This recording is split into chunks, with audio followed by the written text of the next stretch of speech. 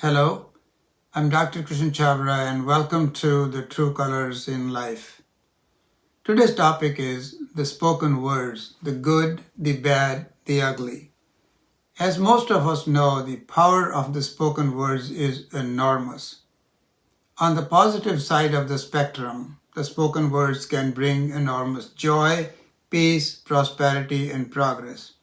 And on the negative side, the spoken words can bring unimaginable sorrow, chaos, and failure. And that should give you an idea about the title of my topic. The impact of the negative, harsh, and bitter words can be devastating. Such words may be forgiven but rarely forgotten.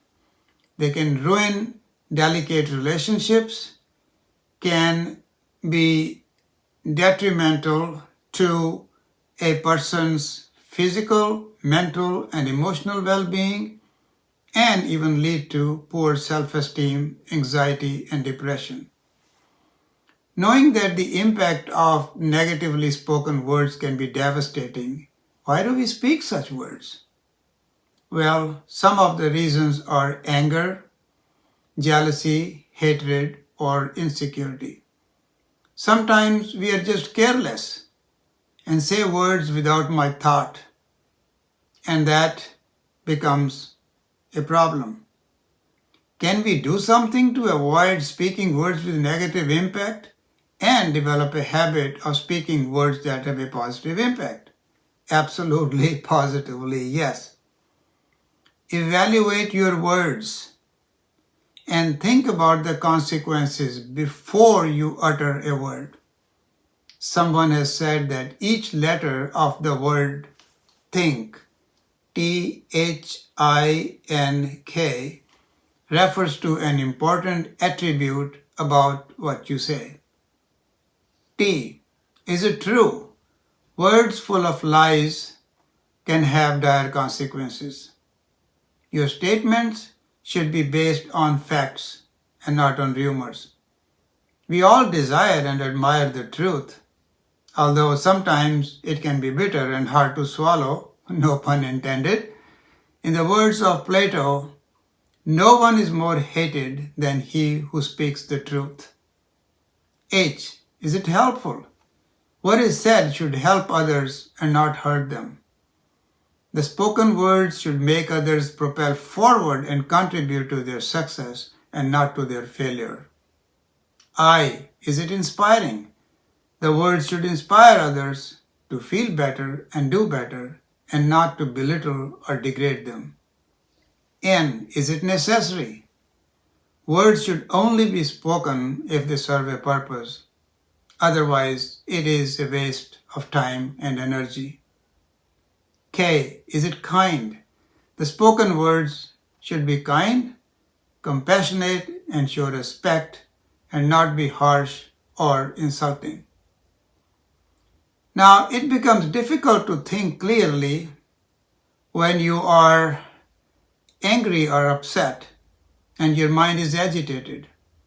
Words spoken in anger can cause irreparable damage.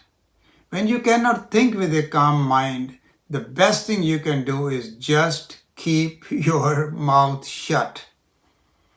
Often we find the use of the negative words to be a normal part of our vocabulary. By repeatedly using the negative words, we are continuously feeding our mind with negative energy. So what to do?